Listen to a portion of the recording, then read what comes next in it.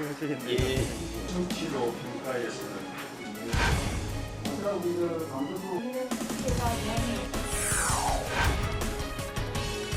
맞지 않는 것을 분명히 맞추는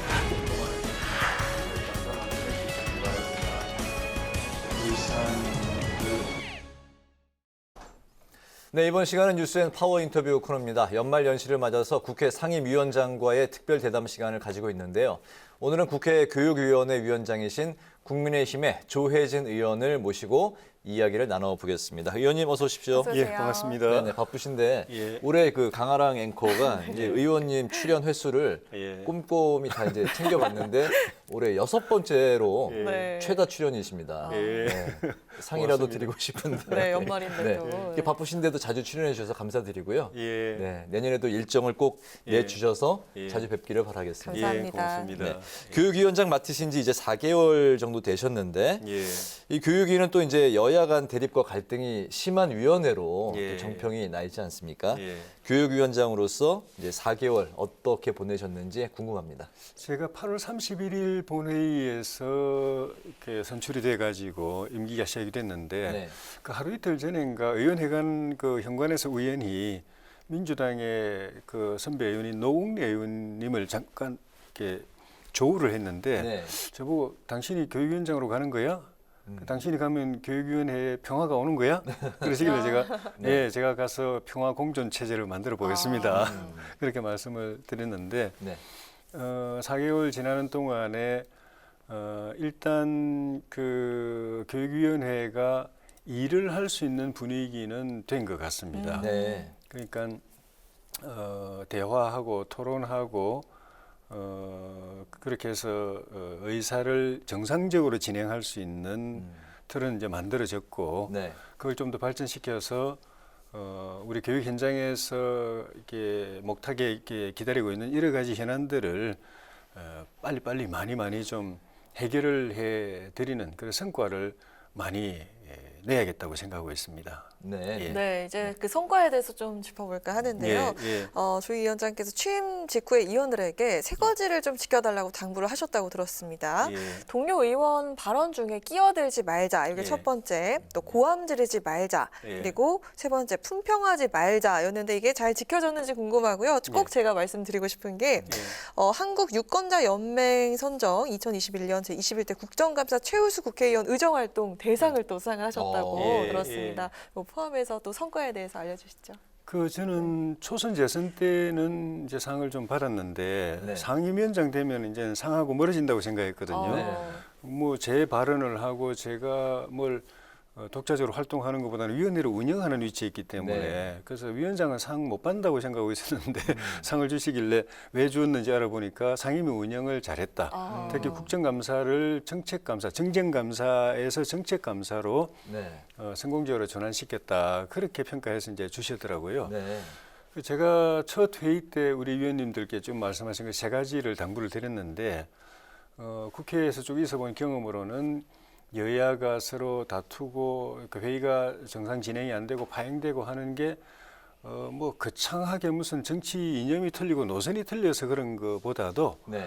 꼼꼼히 보면 사실은 그런 그 소소한 그 태도나 매너나 네. 또 상대에 대한 또 상대 당에 대한 이 배려의 부족이 그 일파만파를 일으키고 네. 불씨가 번져서 산불을 만들고 뭐 그런 걸 많이 봐서 네. 이제 거창한 부탁은 안 드리고 그 세 가지를 부탁을 드렸는데 처음에 한 두세 차례 그걸 어기는 일이 있었다가 나중에는 이제 거의 이제 정착이 된 것 같아요. 네. 네. 그러니까 그 세 가지가 곰곰이 생각해 보면은 발언을 하는 의원 입장에서 보면은 그 의원이 여당이든 야당이든 그런 상황이 생기면 기분 나쁘거든요. 내 말하는데 상대당이 네. 끼어든다. 그렇죠.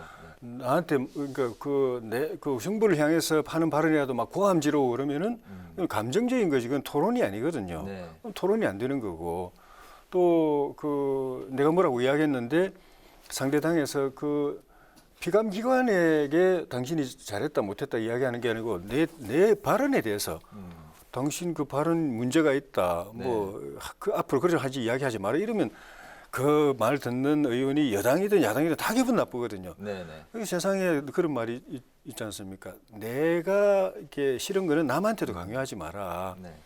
그래서 그게 지켜지면서 좀 전에 말씀드린 이제 상임위 분위기가 안정이 되고 차분해지고 네. 그러니까 그 화 안 내고 공함 안 지르고 조근조근 차분하게 이야기를 할 수 있는 그런 분위기가 되면서 토론도 되고 네. 실질적인 그 안건의 심사가 음. 되는 그런 결과로 지금 결실이 조금씩 되고 있는 것 같습니다. 알겠습니다. 예. 예전에 이제 분위기하고는 다르게 이제 교육위원회가 어쨌든 운영을 이제 잘 하셨기 때문에 유권자가 주는 국회의원 의정 활동 대상 수상까지 이제 하셨는데 예. 오늘 분위기는 또 어땠을지 이제 궁금한 게요. 최근에 이제 윤석열 후보 부인 김건희 씨 이제 논문 이제 부정 의혹, 허위 이력 이 논란이 이제 불거지고 있는 상황에서 예. 오늘 그 민주당이 교육위 이제 전체 회의에서 긴급 현안 질의 혹은 이제 청문회를 예. 요구했다고 들었습니다. 예. 이에 대한 이제 위원장님 의견 한번 들어볼까요? 이런 사례가 지난 4, 5개월 동안에 제 기억에는 오늘 포함해서 한 서너 번은 있었던 것 같은데요. 네. 오늘 같은 경우에도 예년의 예를 보면은 일단 위원장이 자기 그러니까 속하지 않은 당에서 일방적으로 회의를 요구하고 자기 속한 당에서는 회의를 참석을 안 하겠다고 이야기하고 회의 네. 일정 회의 개의에 동의를 안 해주고 불참하고 있는 상황이기 때문에 일단은 그 위원장이 회의 소집을 거부하는 경우가 많았습니다. 네. 그러면은 그 회의 요구한 당의 의원들이 위원장실로 쳐들어와 가지고 회의 왜 안 열냐고 막 삿대질하고 빨리 열으라고 막 고함 지르고 이런 일이 많았는데 네. 저는 일단 회의를 열었습니다. 음. 회의는 그 모두에 제가 말씀드렸지만 회의는 열어야 된다는 게 기본적인 생각이다. 네. 그리고 법적으로도 4분의 1 이상 요구하면 열도록 돼 있고 네.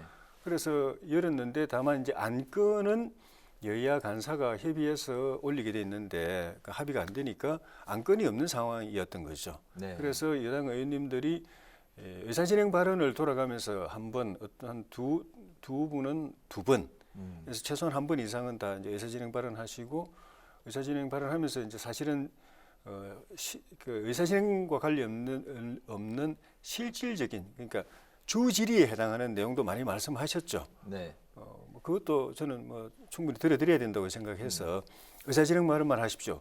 그 이외에 발언하지 마십시오. 굳이 이럴 필요도 없다고 생각해서 하시도록 이제 기회를 드렸고 그래서 원만하게 끝났습니다. 일단 네. 조용히 끝났습니다. 원만하게 끝났다는 게 요구가 뭐 그 들어지지는 않은 상황에서 잘 네. 마무리가 됐다. 오늘 상황에서는 근데 그렇게 의원님들이 이제 의사진행 이해를 발언하면서 저한테 요구하신 게 두 가지인데 첫째 하나는 전체 회의를 열어달라. 네, 긴급 현안 질의. 두 번째는 그 안건을 상정해 달라.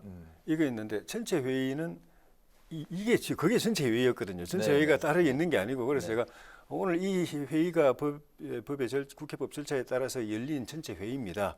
이 회의 전체 회의는 열려 있고 다만 안건이 없다는 게 문제인데 안건은 여야 간의 간사끼리 협의를 해주시길 바라고 저한테 그 위원장의 이 그 재량으로 안건을 상정해 달라고 그러는데 하면 할 수도 있지만 그런 식으로 하기 시작하면은 간사들의 권한도 없어지는 것이고 네. 정치적 과정이 없어져 버린다. 그러면 당장은 좋을지 몰라도 조금만 더 지나면은 위원회가 원만하게 운영이 안 되고 회의도 제대로 원만하게 진행이 안 될 거기 때문에 네네. 그래서 과거에 역대 우리 국회가 위원장이 자기 재량이 있지만 함부로 행사 안 하고 간사끼리 협의를 계속 붙이는 이번 관례가 그 때문에 있는 거다. 네. 그래서 간사끼리 좀 수고스러우시더라도 다시 안건 협의를 해달라고 그래 부탁을 했죠. 간사들에게 이제 공을 넘기셨다는 말씀. 예. 네. 오늘 그 오후에 이준석 대표가 이제 4시에 기자회견을 열고 국민의힘 선대위에서 모든 직책을 내려놓겠다. 예. 자기는 더 이상 지금 역할이 없다라고 이제 선을 그었습니다. 조수진 공보단장이 이제 사퇴도 요구를 한 상황인데 예. 조수진 공보단장의 이제 사과도 안 받겠다는 이제 그런 강경한 입장이었는데 현재 이 일종의 그 파행적인 이런 상황 예. 어떻게 보십니까? 이게 좀 수습이 될 거로 보십니까? 참 걱정됩니다. 또 개탄스럽기도 하고요. 네. 지금이 사실 어느 시기인데 우리 입장에서 보면 정권 교체를 위해서 절체절명의 기간을 지금 지나가고 있는 시기인데 네. 그리고 정권 교체를 바라는 우리 당원들이나 지지자들, 국민들이 다 우리 당을 바라보면서 제대로 해주기를 바라고 있는데 얼마 전에도 한번 그런 파문이 있었지 않습니까? 네. 겨우겨우 수습이 돼가지고 선대위가 다시 정상적으로 출범을 했는데 며칠 안 지나서 또 이런 일이 벌어지는 거는 정말 누가 잘했고 못하고는 다음 문제고 당원들이나 지지자들, 국민들이 볼 때 우리 당을 정말 한심하다고 볼 것 같아요. 이게 제 얼굴에 침뱉기라서 좀 그렇긴 하지만 네. 그래서 어떻게든 수습이 돼서 정상적으로 다시 선대위가 가동이 되도록 해야 되는데 한편으로는 참 제가 스스로 좀 아쉽다는 생각이 드는 게 제가 지난번에 당 지도부 선거에 출마했을 때 네. 우리 당에 막 그냥 돌풍이 불고 있는데 이 돌풍은 감사한 바람이면서 고마운 바람이면서 위험한 바람이다. 그래서 이 돌풍을 우리 걸로 잘 소화하면서 그 돌풍이 부는 와중에서도 당이 흔들리지 않게 제가 네. 지도부에 들어가서 무게 중심을 잡겠다. 안전판이 되게 해달라라고 했는데 안 해주시더라고요. 떨어뜨리시더라고요. 이런 상황을 보니까 네.